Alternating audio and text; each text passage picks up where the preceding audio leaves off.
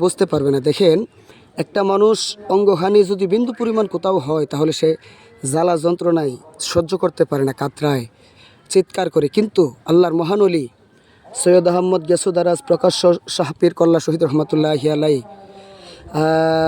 ওই মৌলা পাক, ওনার দেহ নাই, শুধুমাত্র এই আফাদে মস্তক মুবারক জেলেগনের জালের মধ্যে উঠে লা ইলাহা ইল্লাল্লাহর জিকিরের ধ্বনি যখন তারা শুনলো, সাথে সাথে তারা কালেমা গ্রহণ করে মুসলমান হয়ে গেল।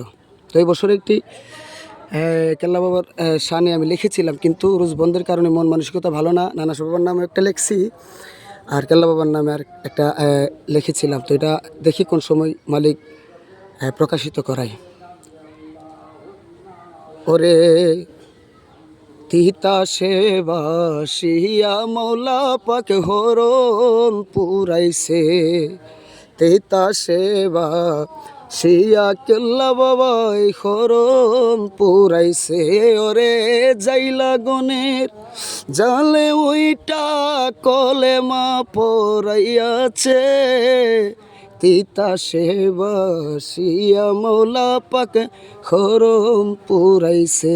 এটা হচ্ছে একটা। আর নানা সবার নামে যেটা লিখছিলাম, বাগের ওপর